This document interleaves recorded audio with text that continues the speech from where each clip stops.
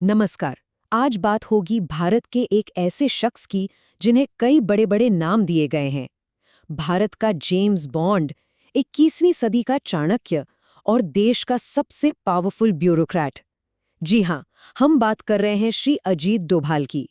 उनके बारे में अक्सर ये कहा जाता है कि जहां सबकी सोच खत्म होती है, वहां से अजीत डोभाल की सोच शुरू होती है। ये एक लाइन ही उनके काम करने के अंदाज और उनकी शख्सियत के बारे में बहुत कुछ बता देती है। तो चलिए, उनकी इस शख्सियत को और करीब से जानते हैं। तो आखिर कौन है अजीत डोभाल, जिन्हें इतने बड़े बड़े नामों से पुकारा जाता है? उनकी कहानी किसी थ्रिलर फिल्म से कम नहीं है। कहते हैं कि आज भी पाकिस्तान उनके नाम से कांपता है। देखिए, अभी वो भारत के नेशनल सिक्योरिटी एडवाइजर हैं, यानी एनएसए, और इस पद पर उन्हें कैबिनेट मंत्री का दर्जा मिला हुआ है। इससे साफ पता चलता है कि देश की सुरक्षा और विदेश नीति से जुड़े हर बड़े फैसले में उनकी भूमिका कितनी अहम है। लेकिन सवाल ये है कि इस पद तक पहुंचने का सफर कैसा रहा? एक पुलिस अफसर से देश का टॉप स्पाई मास्टर बनने की उनकी कहानी उनके शुरुआती जीवन से शुरू होती है। उनका जन्म एक फौजी परिवार में हुआ, तो जाहिर है अनुशासन और देश सेवा की भावना तो उन्हें विरासत में ही मिली। अपनी पढ़ाई उन्होंने अजमेर मिलिट्री स्कूल से की और बाद में आगरा यूनिवर्सिटी से इकोनॉमिक्स में मास्टर्स की डिग्री ली।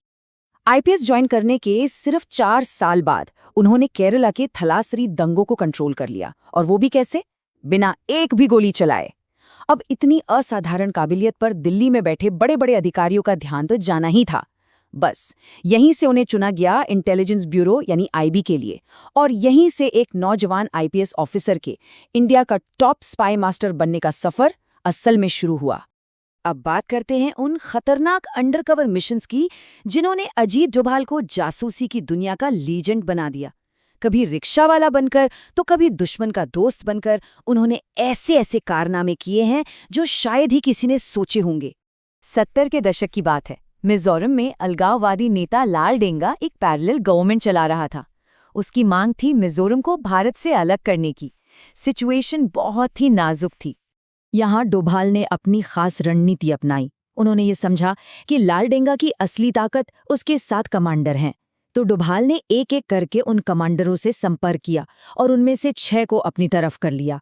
जब लाल डेंगा को पता चला कि उसकी असली ताकत ही खत्म हो चुकी है, तो उसके पास शांति समझौते के अलावा कोई और रास्ता ही नहीं बचा था। ऑपरेशन ब्लू स्टार के बाद भी कुछ खालिस्तानी उग्रवादी स्वर्ण मंदिर में छिपे हुए थे। अब इस समस्या को जड़ से खत्म करने के लिए 1988 में लॉन्च किया गया ऑपरेशन ब्लैक थंडर, और इस मिशन के असली हीरो थे अजीत डोभाल। अच्छा, इस ऑपरेशन में जो हुआ वो तो सच में किसी फिल्म की कहानी जैसा है। डोभाल ने क्या किया? वो एक रिक्शा वाला बन गए, और सिर्फ इतना ही नहीं, उन्होंने उग्रवादियों को ये यकीन दिला दिया कि वो पाकिस्तान से आए एक आईएसआई एजेंट है जो उनकी मदद करने के लिए यहाँ है।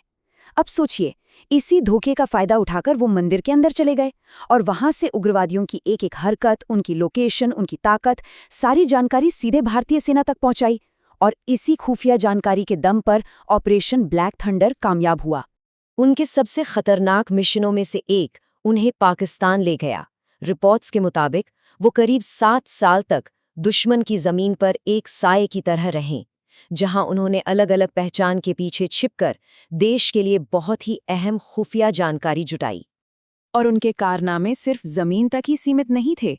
सूत्रों के अनुसार 1971 से 1999 के बीच उन्होंने करीब 15 प्लेन हाईजैकिंग्स को खत्म करने में भी अहम भूमिका निभाई थी। ये उनकी बातचीत और दबाव बनाने की कला का एक बेहतरीन उदाहरण है।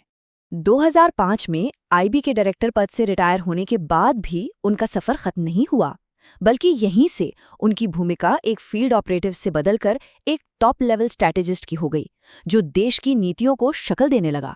रिटायरमेंट के बाद उन्होंने विवेकानंद इंटरनेशनल फाउंडेशन की स्थापना की, जो नेशनल सिक्योरिटी से जुड़े मुद्दों पर काम करने वाला एक बड़ा थिंक टैंक है। इससे पता चलता है कि वो हमेशा देश की सुरक्षा के मामलों में कितने एक्टिव रहे हैं। 2014 में एनएसए बनने के बाद उनके नेतृत्व में देश की सुरक्षा नीति में एक बहुत बड़ा बदलाव देखा गया। चाहे वो इराक में फंसी 46 नर्सों को आईएसआईएस के चंगुल से सेफ वापस लाना हो, या उरी हमले के जवाब में बॉर्डर पार जाकर सर्जिकल स्ट्राइक की प्लानिंग करना हो, या फिर पुलवामा के बाद बालाकोट में एयर स्ट्राइक को अंजाम देना हो। इन सब के पीछे मास्टरमाइंड अजीत डोभाल ही थे। यहाँ तक कि विंग कमांडर अभिनंदन की पाकिस्तान से कुछ ही घंटों में वापसी के पीछे भी उन्हीं का दिमाग और दबाव बताया जाता है। तो इन सभी कहानियों और मिशन से उनके काम करने के तरीके के बारे में क्या पता चलता है?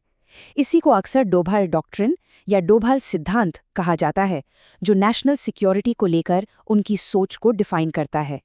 उनके सिद्धांत के कुछ खास पिलर्स हैं।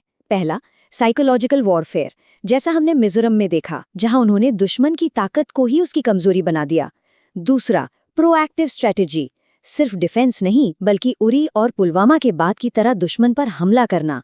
तीसरा, हाई रिस्क ऑपरेशंस, जैसे स्वर्ण मंदिर में एक रिक्शा वाला बनकर घुस जाना। और चौथा, मास्टर नेगोशिएटर, जैसा उन्होंने 15 हाईजैकिंग की घटनाओं को सुलझाने में किया, बातचीत और दबाव का इस्तेमाल करके अपनी शर्तों को मनवाना। अजीत डोभाल की कहानी हमें इसी सवाल पर सोचने के लिए मजबूर करती है। ये सिर्फ एक जासूस की कहानी नहीं है, बल्कि ये दिखाती है कि कैसे एक इंसान की दूरदर्शिता, हिम्मत और स्ट्रैटेजी पूरे देश की सुरक्षा का भविष्य तय कर सकती है।